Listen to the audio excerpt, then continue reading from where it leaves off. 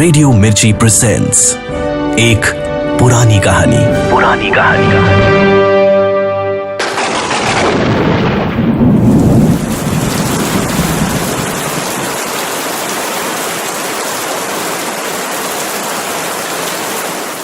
अब सुनिए एक पुरानी कहानी में उर्दू साहित्य के जाने माने अफसाना निगार सादत हसन मंटो का अफसाना बारिश, जिसे प्रोड्यूस किया है अंकित शर्मा ने और आवाज है आरजे साइमा की।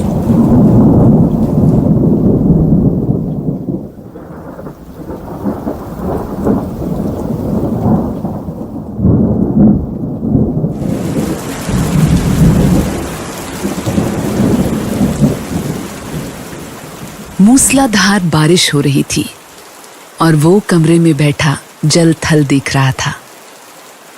बाहर बहुत बड़ा लॉन था जिसमें 2 दरख्त थे। उनके सब्ज पत्ते बारिश में नहा रहे थे। उसको ऐसा महसूस हुआ कि वो पानी की इस बारिश से खुश होकर नाच रहे हैं।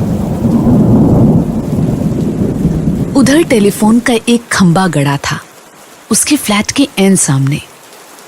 वो भी खुश नजर आता था, हालांकि उसकी खुशी की कोई वजह मालूम नहीं होती थी। उस बेजान चीज को भला क्या खुशी हो सकती है। लेकिन तनवीर ने, जो बहुत गमगीन था, यही महसूस किया कि उसके आसपास जो भी चीज है खुशी में नाच गा रही है। सावन गुजर चुका था मगर बारिश नहीं हुई थी। लोगों ने मस्जिदों में इकट्ठे होकर दुआएं मांगी मगर कोई नतीजा नहीं निकला। बादल आते जाते रहे मगर उनके थनों से एक कतरा भी न टपका। आखिर एक दिन काले काले बादल आसमान पर घिर आए और छाजों पानी बरसने लगा। तनवीर को बादलों और बारिश से कोई दिलचस्पी नहीं थी।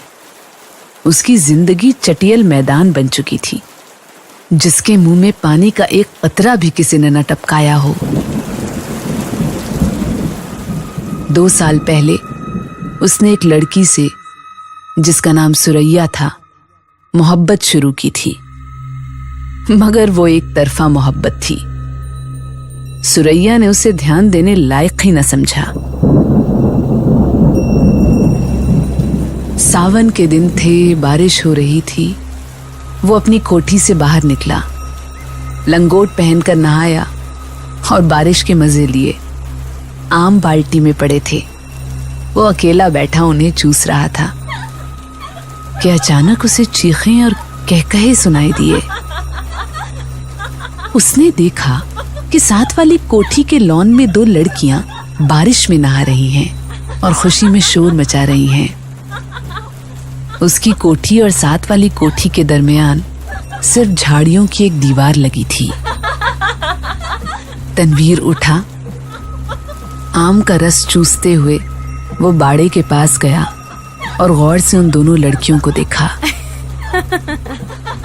दोनों महीन मलमल के कुर्ते पहने थी जो उनके बदन के साथ चिपके हुए थे। शलवारें चूंकि लट्ठे की थी इसलिए तनवीर को उनके बदन के निचले हिस्से के सही आकार प्रकार का पता न चल सका।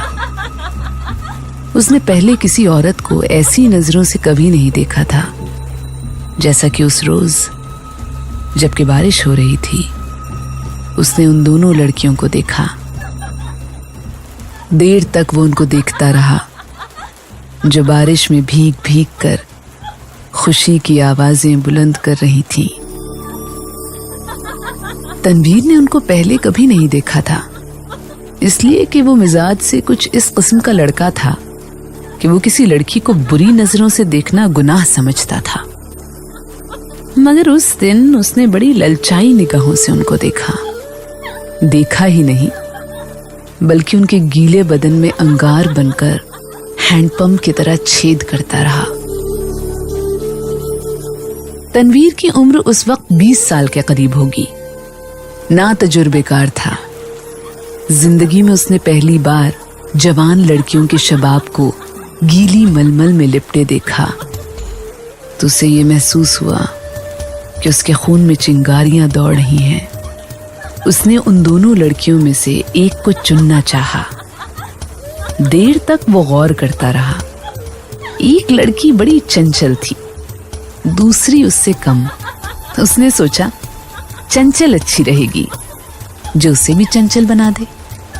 ये चंचल लड़की खूबसूरत थी। उसके शरीर के अंग भी बहुत खूबसूरत और मुनासिब थे। बारिश में नहाती जलपरी मालूम होती थी। थोड़ी देर के लिए तनवीर शायर बन गया। उसने कभी इस तरह नहीं सोचा था। लेकिन उस लड़की ने, जिसका कुर्ता दूसरे के मुकाबले बहुत ज्यादा महीन था, उसको ऐसे ऐसे शेर याद करा दिए जिनको वो काफी वक्त पहले भूल चुका था। इसके अलावा रेडियो पर सुने फिल्मी गानों की धुनें भी उसके कानों में गूंजने लगी। उसने बाड़े के पीछे ये महसूस करना शुरू किया कि वो अशोक कुमार है, दिलीप कुमार है। फिर उसे कामिनी कौशल और नलिनी जयवंत का ख्याल आया। मगर उसने जब उस लड़की की तरफ इस गरज से देखा कि उसमें कामिनी कौशल और नलिनी जयवंत के अंग प्रत्यंग नजर आ जाएं, तो उसने इन दोनों एक्ट्रेसों पर लानत भेजी। वो उनसे कहीं ज्यादा हसीन थी। उसके मलमल के कुर्ते में जो शबाब था, उसका मुकाबला उसने सोचा कोई भी नहीं कर सकता। तनवीर ने आम चूसने बंद कर दिए और उस लड़की से, जिसका नाम परवीन था, इश्क लड़ाना शुरू कर दिया। शुरू में उसे बड़ी मुश्किलें पेश आई, इसलिए कि उस लड़की तक पहुंचना तनवीर को आसान नहीं मालूम होता था। फिर उसे अपने माँ बाप का भी डर था। इसके अलावा उसे ये भी यकीन नहीं था कि उसे वो खिंचन महसूस हुई है कि नहीं जो तनवीर को हुई थी। बहुत दिनों तक वो इन्हीं उलझनों में गिरफ्तार रहा। रातों जागता, छोटी झाड़ियों की तरफ जाता, मगर वो नजर ना आती। घंटों वहां खड़ा रहता और वो बारिश वाला नजारा जो उसने देखा था, आंखें बंद करके अपने मन में दोहराता रहता। बहुत दिनों बाद आखिर उसको एक दिन उससे मुलाकात करने का मौका मिल ही गया। वो अपने बाप की कार में घर के किसी काम से जा रहा था कि परवीन से उसकी मुठभेड़ हो गई। वो कार स्टार्ट कर चुका था कि साथ वाली कोठी में से तनवीर के सपनों की शहजादी निकली। उसने हाथ से इशारा किया कि वो मोटर रोक ले। तनवीर घबरा गया। हर आशिक ऐसे मौकों पर घबरा ही जाया करता है। उसने मोटर कुछ ऐसे बहंडे अंदाज में रोकी कि उसको जबरदस्त धक्का लगा।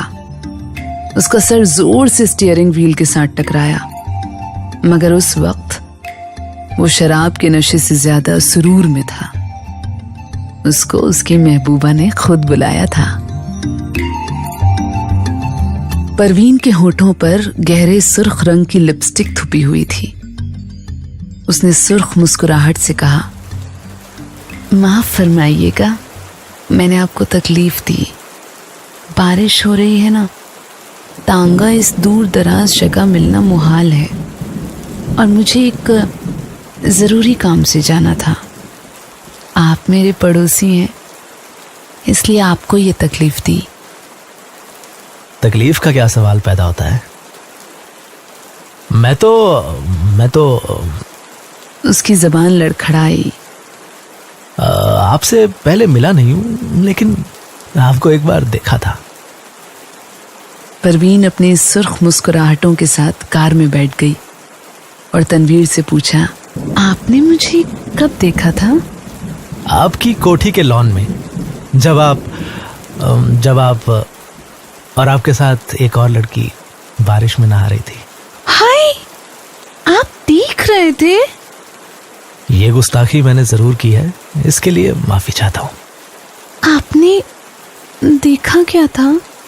एक सवाल ऐसा था कि तनवीर उसका जवाब नहीं दे सकता था। आए बाएं साएं करके रह गया। जी कुछ नहीं, बस आपको, मेरा मतलब है, दो लड़कियां जो बारिश में नहा रही थी और खुश हो रही थी, मैं उस वक्त आम चूस रहा था। आप आम चूसते क्यों हैं? काट कर क्यों नहीं खाते? तनवीर ने मोटर स्टार्ट की। उसकी समझ में ना आया कि इस सवाल का जवाब क्या दे। चुनांचे वो गोल कर गया। आपको मैं कहाँ ड्रॉप कर दूं? आप मुझे कहीं भी ड्रॉप कर दें, वही मेरी मंजिल होगी। तनवीर ने यूं महसूस किया कि उसे अपनी मंजिल मिल गई है। लड़की जो उसके पहलू में बैठी है अब उसी की है, लेकिन उसमें इतनी जुर्रत नहीं थी कि वो उसका हाथ दबाए या उसकी कमर में 1-2 सेकंड के लिए अपना बाजू डाल दे। बारिश हो रही थी, मौसम बहुत खुशगवार था। उसने काफी देर सोचा। मोटर की रफ्तार उसके ख्यालात के साथ साथ तेज होती गई। आखिर उसने एक जगह उसे रोक लिया और एहसासों में बहकर उसको अपने साथ चिमटा लिया। उसके होठों पर अपने होठ रख दिए। उसको ऐसा महसूस हुआ कि वो कोई बहुत ही लजीज आम चूस रहा है। परवीन ने भी उसे नहीं रोका, लेकिन फौरन तनवीर को यह एहसास बड़ी तेजी से हुआ कि उसने बड़ी अश्लील हरकत की है और शायद परवीन को उसकी हरकत पसंद नहीं आई। चुनांचे एकदम संजीदा होकर उसने कहा, आपको कहाँ जाना है? परवीन के चेहरे पर यूं तो नाराजगी के आसार नहीं थे, लेकिन तनवीर यूं महसूस कर रहा था जैसे वो उसके खून की प्यासी है। परवीन ने उसे बता दिया कि उसे कहाँ जाना है। जब वो उस जगह पहुंचा तो मालूम हुआ कि वो रंडियों का चकला है। जब उसने परवीन को मोटर से उतारा तो उसके होठों पर गहरे लाल रंग की मुस्कुराहट बिखर रही थी। उसने कूल्हे मटकाकर ठीक वैश्याओं के अंदाज में कहा, शाम को मैं यहां होती हूं, आप कभी जरूर तशरीफ लाइए।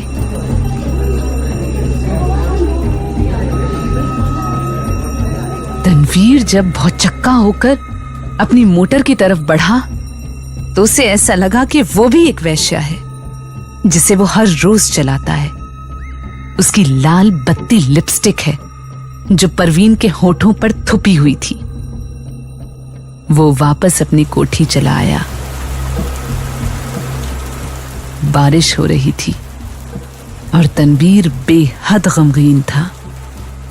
उसको ऐसा महसूस हुआ कि उसकी आंखों के आंसू बारिश के कतरे बनकर टपक रहे हैं।